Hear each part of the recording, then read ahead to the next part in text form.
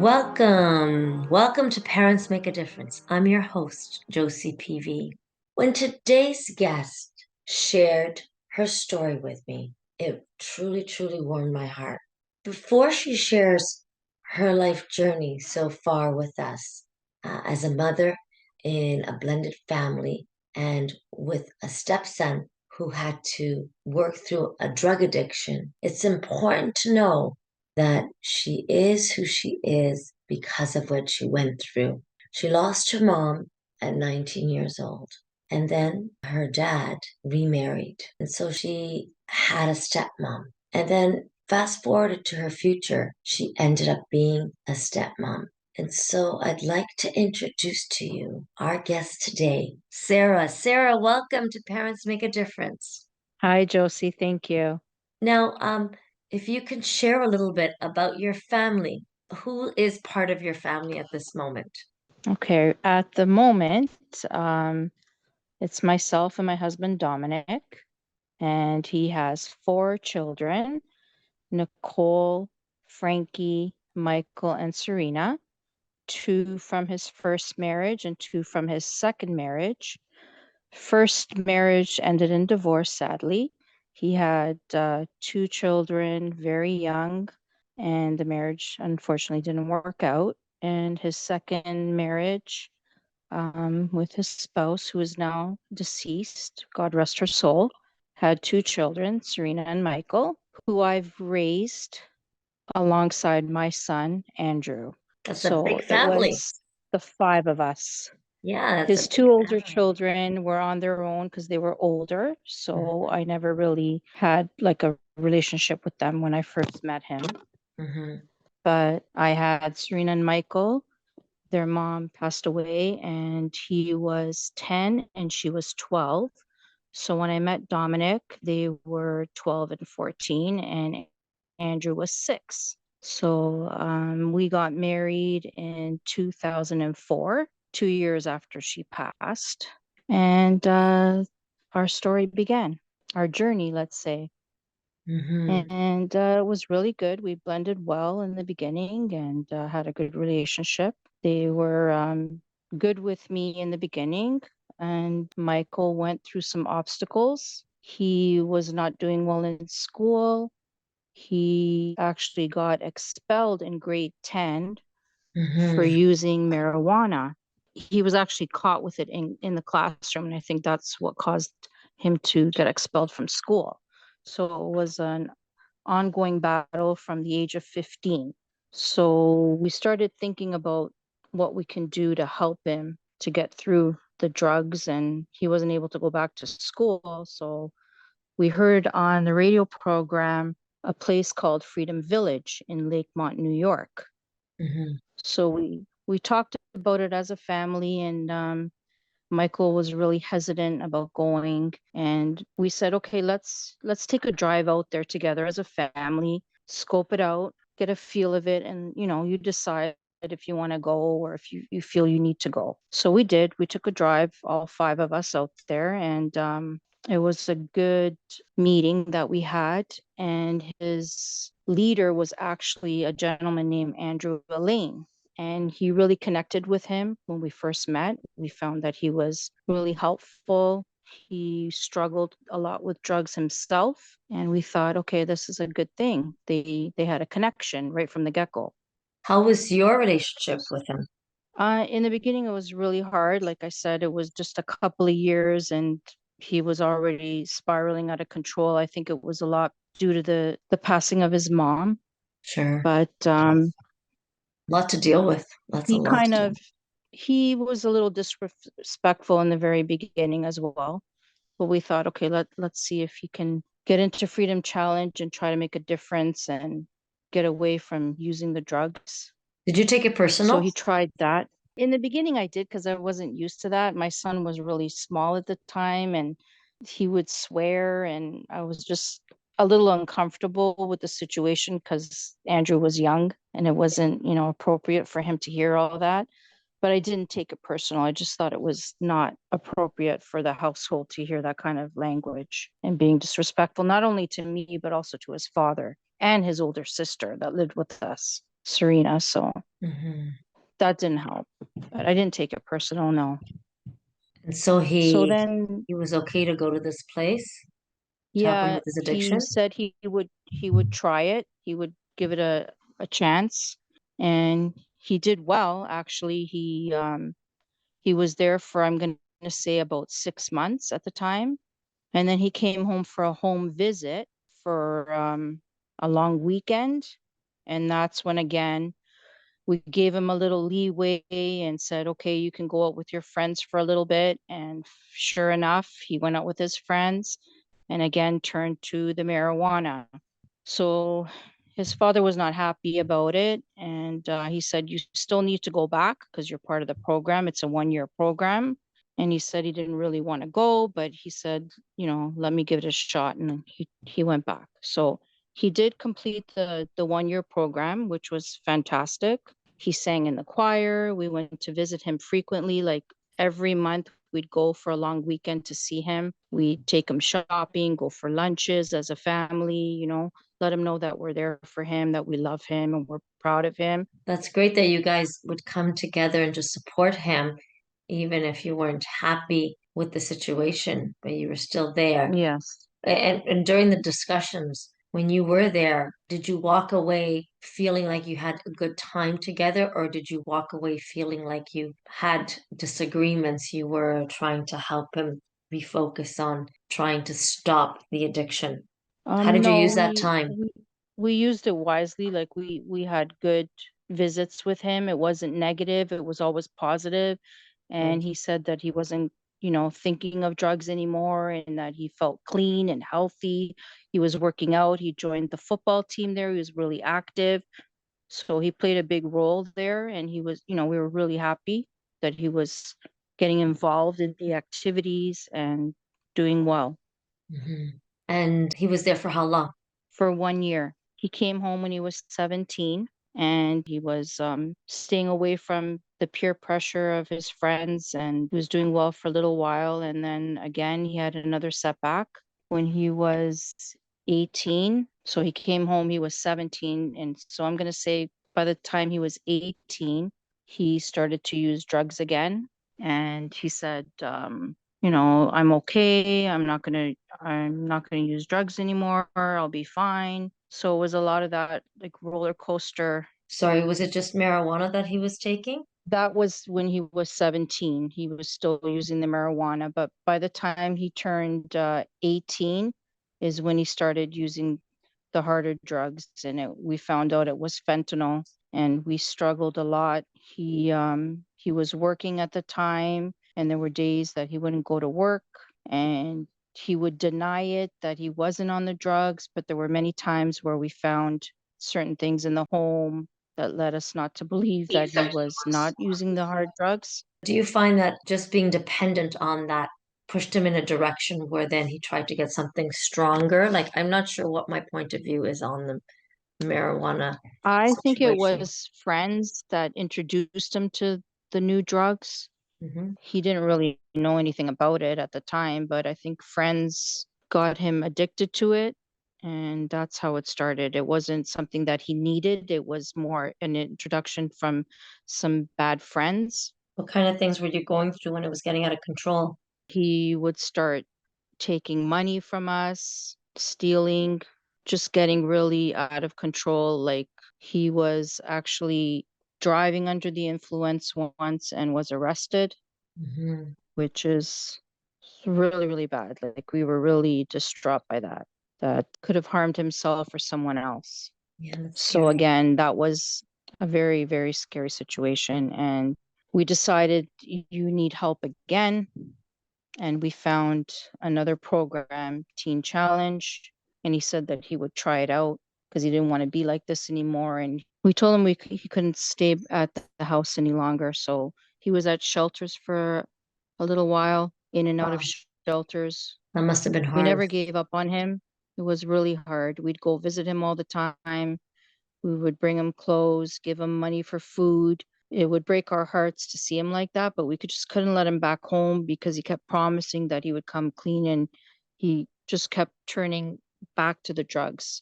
So But finally, he decided he would try another program, which was Teen Challenge. mhm. And he tried that in London. Again, he was doing really well.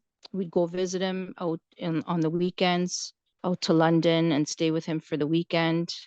Never gave up on him. Always told him how much we loved him and we were proud of him, and to never give up faith. And he became clean. After the 1 year at Team Challenge, he came back and he got a job, and we saw things changing for him. And then back in 2018, after he found his job, he resorted back to the drugs again, Why do you think he resorted which was back? really, Was it the stress? I'm, I think it was the stress of work, and I can't say it was because of the death of his mom after that many years, but he did always have issues with it. Did he ever So seek I counseling believe for that that? we did go for counseling. We even went for counseling as a family. We tried everything.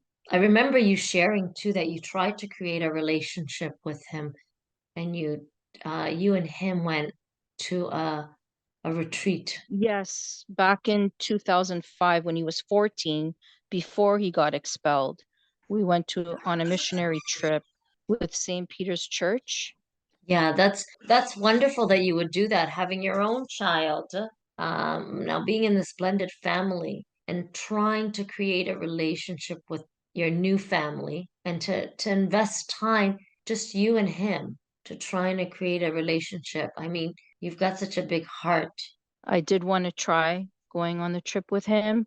In the end result, I think it helped me more than it helped him. He was not focused and he was just trying to have a good time, and he wasn't listening to anyone, and he was just out of control. So that trip didn't go well as a bonding trip for us. It said something about your commitment to helping him feel Yes, important, I never gave up. feeling. I always gave my heart and soul into making anything work for him. I tried everything his dad and I tried, but Well, that didn't work.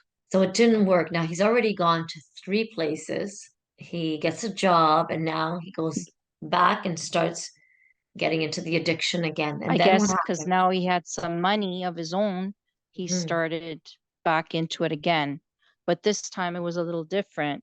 He wasn't able to come to our home using those type of drugs. His father always said that is not allowed in the house, so you can't stay here. So he ended up back in another shelter in Toronto, and he was using the fentanyl again. Were you visiting him So at we that said, you shelter? need, pardon? Yes, it was in Toronto. So we And went you to would go visit him. visit? So I Yeah. love the fact that you still kept the connection. A lot of people, they're like, you're out of the house. We don't want to see you anymore. But you didn't do that. You still No, kept we never loving gave up him. hope. No, you still kept loving him Absolutely. and visiting him by showing him. You created boundaries by saying you can't do that in this house, but you didn't disconnect from him completely. Never disconnected. Then the last time he used the fentanyl, he actually OD'd. And we were very fortunate that he was in a hospital at the time, in a detox center where he actually OD'd, Hmm. in a detox center. And they called us, and praise God, he was okay. But I Yeah. think this was an eye opener for him. And that's when he said, this is it. I'm done. I'm done with the drugs. It was really scary for us. And we just found out actually last year, one of his good friends passed away using fentanyl. So again, we're very fortunate he's still here with us. We thank God every day. And he's clean? He's clean now, yes. Thank God. Wonderful. He met a wonderful woman in 2019. She knew everything about his past, all his issues with the drugs, all the rehabs he's been to, the whole situation about fentanyl. And she accepted him with open arms. She loved him. She stuck by him. And now they have a little girl. She's 2.5. Her name is Valentina, Beautiful. and he loves her very much. And I'm very happy that he's found someone to love and someone to love him. And our connection has grown since then. He calls me mom. He'll call me and ask me how to make certain meals. I'll share recipes with him. He'll Mhm. ask me for advice. He's close with my son. They actually always hang out once in a while, and my son works downtown and he gets some jobs doing plumbing. That's what he's doing now. He's an apprentice plumber, Mhm. and it's been about 5 years, and I'm really proud of him. Amazing. That's wonderful. That's to give people hope out there that whatever they're going through, whether it's an addiction, whether it's something else, but if we keep fighting for them, if we keep trying to show them you're valued, you're important to us, because that's what I see that you did, Sarah. You really just Yeah, showered him with love. And a blended family yeah, is not that's an the easy main thing. task. Yeah, that sounds like that's No, what it is. But you you still did it. And it sounds like you're being blessed today and because of it. I never gave up hope and I never stopped loving. We always prayed and hoped for the best and had faith. We never gave up hope that he would get clean and find happiness and a good job. Your spiritual side was very important too. I know whoever's listening might not be of spiritual background. Some of you might be, some of you might not. But it sounds like your spiritual side, when you had shared the story with me, was very critical in helping you as you went through this. Wow. And now they are expecting another baby in January. So I'm going to be a nonna again. Wonderful. And I remember you sharing about Mother's Day. Can you share with our parents Oh, about what? yes. He called me up actually in April this year and said, Ma, what are we doing for Mother's Day? And I said, Oh, it's only April. I haven't even thought about it. And he said, Well, we have to do something. We'll go out for lunch or we'll come over. We'll do something. So it just melts my heart when he thinks about me and wants to do things for me. So I find that very special and very touching That truly is. to Blended see. families is not an easy task, but it can be so beautiful if you have the type of heart you have, open to showing their kids that they are important, they are loved. Yes, even his daughter, she always wants to call Nonna Sarah. She wants to talk to me and see me on video. So I love her to pieces. She's a part of him. Absolutely. It's great the way the kids have come together and are helping each other and working together. I mean, there's so many blended families out there. I mean, you're a wonderful Yes. story of a blended family working through the obstacles and overcoming. W- Obstacles are everywhere. And I want to see Yeah, more blended families achieving and just loving each other, bottom line, because yes. they have that solid foundation of love. I love the way you were supporting, even when you weren't in agreement with what he was doing. With one hand, you were creating boundaries. With the other hand, you were saying, we love you. We believe in you. We know you can overcome this. You would visit him even in Yes. a shelter, to let him know that you're Yes, we still did. there. We'll sit in the mud with you if we have to. I remember another time, my husband wouldn't let him back in the house. So we found him in the garage in the car sleeping. And my husband said, Okay, I'll come in the car with you. Like he sat in the mud with him many times and showed him that he's going to keep his word that you can't come back in until you make the right choices and get help. But you loved him through it. Your actions still showed. I love you. I love you. A lot of people, they say, well, I'm kicked out. My parents don't care. I'm homeless. My parents don't care. They're not going to allow me back in. But you did it in a way that I was like, I'm still here for you. I'm Yeah, still we here. always stuck by him no matter what. After all the struggles and Oh, absolutely. That is hard. That is hard. And it's beautiful that we're listening to the end of the story, that we know that he has overcome that and he has a beautiful family and a great relationship with you. uh, And yes, from and, night and day he turned himself around and I'm really proud of him. and parents listening out there, whatever you're going through, whatever your children are going through, that's right now. That does not have to be the future. A critical ingredient is helping them to feel valued and loved while they go through it. You don't know when they'll get out of it. You don't have control over that, but you have control over one thing, and that's helping them to still feel valued. And your words are powerful. So, we could degrade them in one way and then try to tell them that we love them, but they're not feeling it. If they're gonna remember those words of whatever, if we're putting them down with our words. So loving them by saying, it sounds like you kept saying, I know you can do this. We're proud of you. We're proud of you. You've gotten another step, or we're leaving them with a feeling of you could visit, but if when you leave, all you did was degrade them, you didn't do much. But if you make them feel loved while you spend 10 minutes, half an hour, when he was in prison, it sounded like you tried to create a positive conversation. Yes, That's an important we key. always did. We all always told him how much we loved him and that he can do it, and we never lost hope.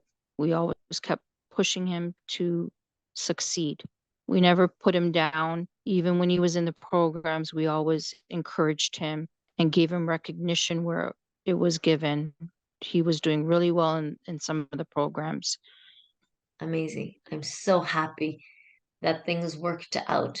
It gives me hope for no matter what we go through, we can overcome with the power of love. Love is so powerful. So, parents out there, please remember how you make your children feel loved.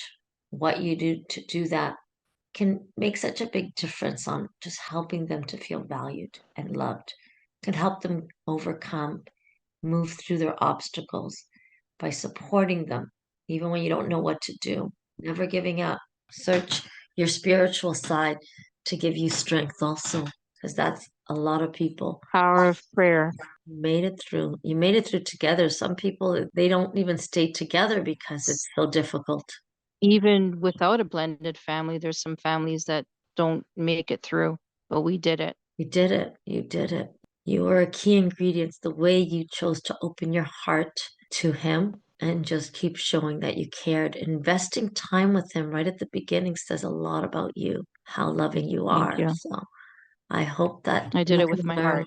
I hope that parents can learn from your story. Thank you so much, Sarah, for joining us on Parents Make a Difference. Thank you, Josie. Thank you very much.